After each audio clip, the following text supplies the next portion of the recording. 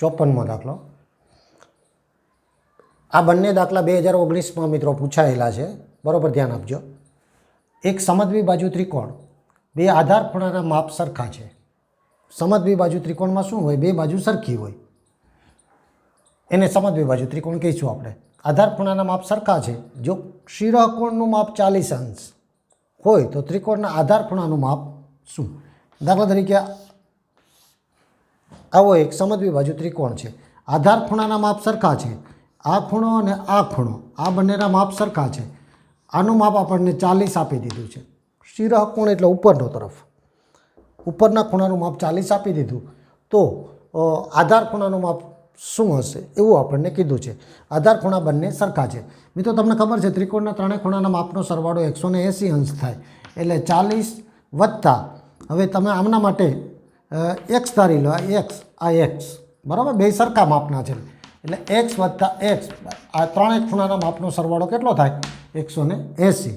40 વત્તા આ સાઈડ આવશે તો માઇનસ થશે ને x વત્તા x એટલે 2x બરાબર 180 માઇનસ 40 એટલે 2x બરાબર 140.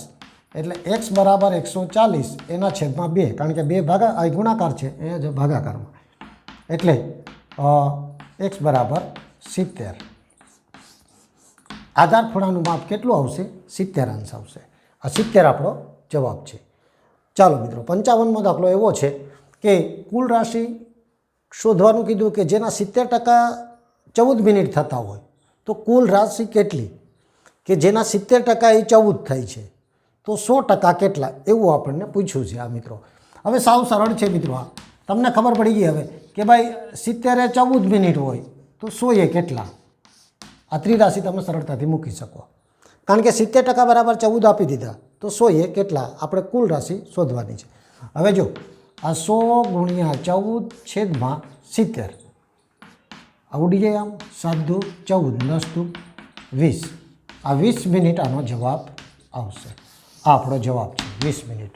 તો સાવ સરળ હતું મિત્રો.